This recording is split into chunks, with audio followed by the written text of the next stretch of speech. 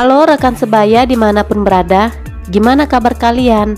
Semoga baik selalu ya. Di kesempatan kali ini saya akan membahas kelanjutan dari film I Spit on Your Grave, yang dimana film ini mengisahkan tentang seorang wanita bernama Jennifer yang menjadi korban penganiayaan dan juga pemerkosaan.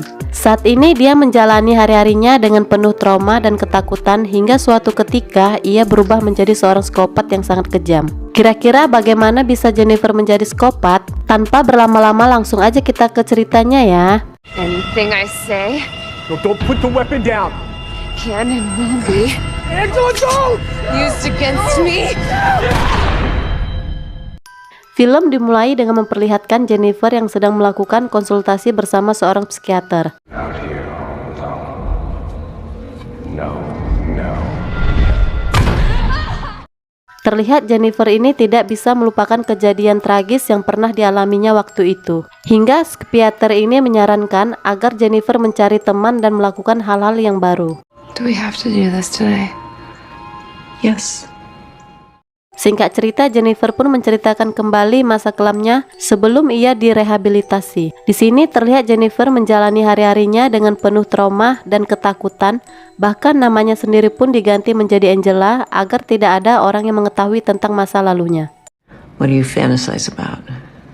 Justice. Kemudian ia pun datang ke suatu tempat di mana di sini adalah perkumpulan para wanita korban penganiayaan dan pemerkosaan. Di sana Jennifer bertemu dengan seorang wanita bernama Marla, di mana Marla ini sama-sama sudah tidak percaya lagi sama yang namanya laki-laki. The guy who raped her got off on some technicality. She killed herself. Cops and lawyers, right? Saat Jennifer sedang berjalan pulang, dia pun diganggu oleh para preman setempat. Hi, sweetie. I've been for you all night. Got something special for you.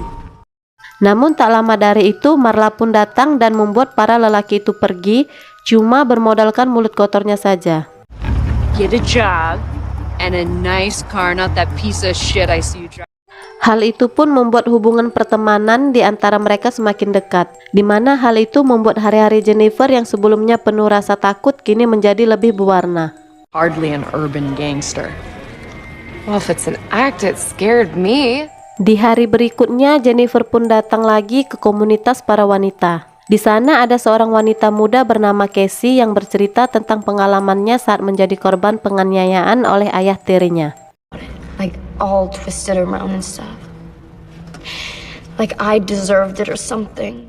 Mendengar hal itu, Marla pun mengajak Jennifer untuk mengintai ayah tiri Casey. Dan saat melakukan aksinya, mereka pun melihat bahwa benar dia seperti orang yang tidak bisa menghargai wanita. Sontak, Marla dan Jennifer langsung menghampirinya. Di sana, Marla menghajar pria itu serta mengancamnya agar tidak lagi melecehkan anaknya maupun orang di dekatnya. Pardon me. Dan kalau sampai tidak mengikuti perintah darinya, maka Marla maupun Jennifer tidak segan-segan untuk menghabisi nyawanya.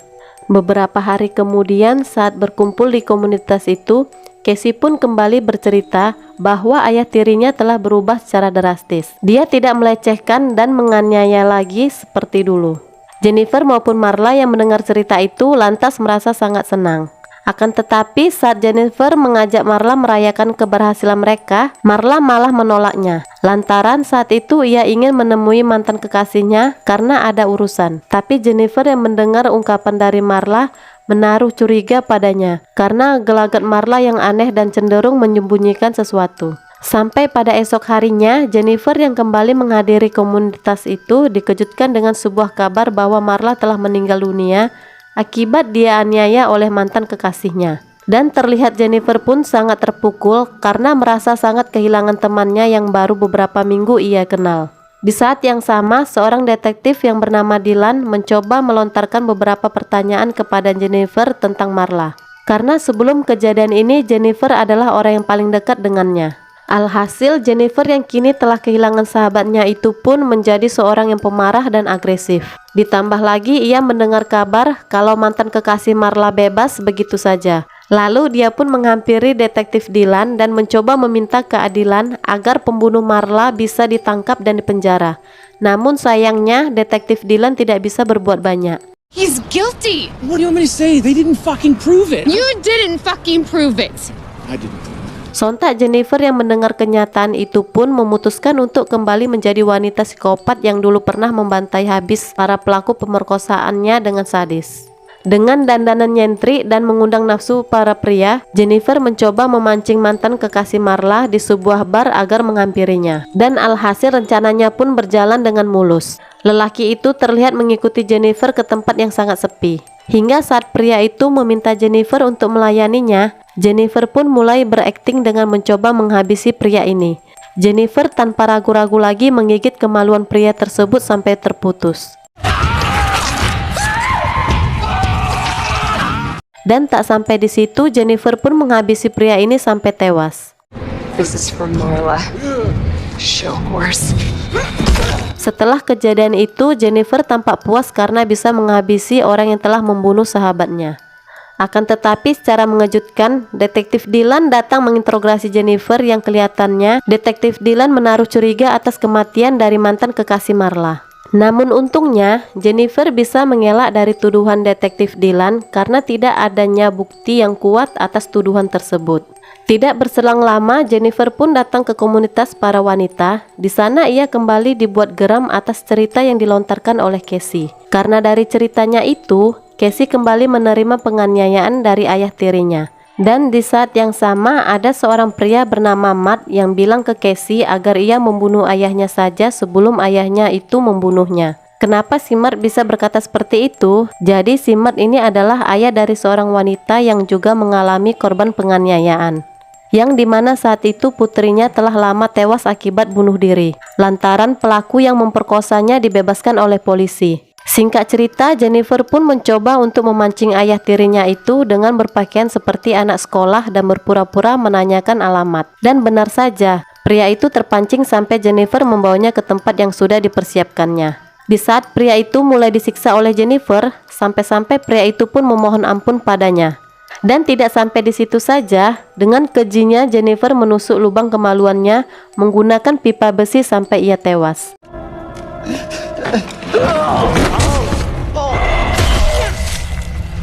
Kemudian Jennifer pun membakar baju dan segala barang yang dia pakai tadi saat membunuh pria itu, agar nantinya polisi tidak bisa menemukan bukti bahwa dialah pelakunya. Kemudian Detektif Dylan dan atasannya yang bernama Boyke datang ke komunitas para wanita. Di sana mereka mencurigai bahwa Matt lah yang telah membunuh ayah tiri Casey. Sebab waktu itu Matt menyarankan Casey untuk membunuh ayah tirinya. Lantas dia pun dibawa ke kantor polisi untuk dimintai keterangan. Esoknya Jennifer pun pergi menemui Matt yang telah bebas dari tuduhan. Di sana ia bertanya siapa orang yang telah memperkosa anaknya dulu. Lalu Matt pun menjawab bahwa yang memperkosa anaknya adalah seorang binaragawan yang sekarang hidup dengan bebas tanpa ada rasa bersalah sedikit pun. Matt pun juga berkata jika dia harus dipenjara karena telah membunuh pria tersebut, dia akan rela, sebab karena pria itulah anak semata wayangnya telah tiada. Even if it meant me going to jail for the rest of my life, I should. Beberapa hari setelahnya, Jennifer pun mencoba mengikuti pria binaragawan itu. Tapi alih-alih menyerangnya secara diam-diam, Jennifer malah dianiaya oleh pria itu.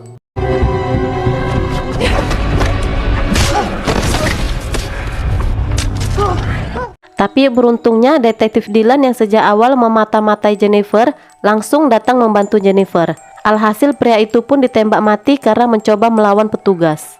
Saat Jennifer sudah berangsur membaik dari pingsannya, Detektif Boyke yang merupakan atasan Detektif Dylan pun mulai menginterogasi Jennifer. Awalnya dia terlihat santai, namun Jennifer terkejut ketika mengetahui bahwa Detektif Boyke mengetahui nama asli dari Jennifer. I know who she is. Jennifer Hills. Dia juga tahu bahwa Jennifer telah membunuh 5 orang pria yang telah memperkosanya dengan kejam beberapa tahun yang lalu.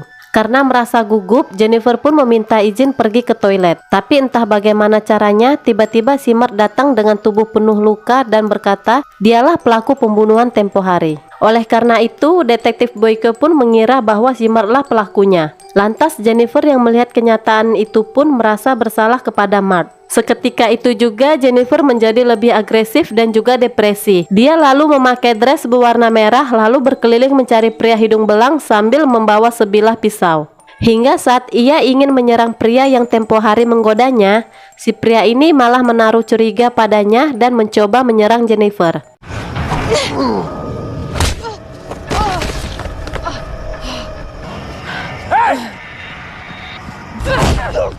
Dan ketika Jennifer ingin menusuk pria itu, lagi-lagi detektif Dylan datang mengamankan lokasi. Sampai saat Jennifer akan menusuk pria itu, detektif Dylan langsung menembaknya. Anything I say Don't put the weapon down.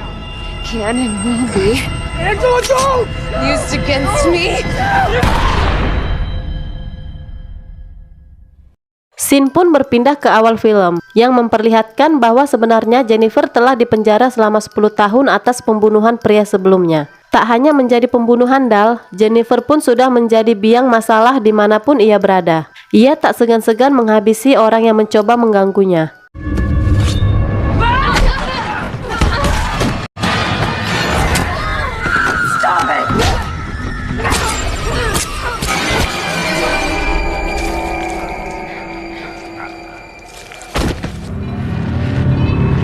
Jadi kesimpulan dari film ini adalah perihal Jennifer yang ingin sembuh dari trauma dan ketakutannya di masa lalu.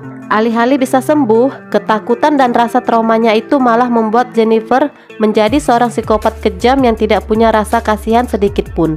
Dan untuk rekan sebaya semua dimanapun berada, yang pengen tahu kisah Jennifer sebelumnya, kalian bisa tonton videonya di channel ini ya. Terima kasih sudah stay sampai akhir.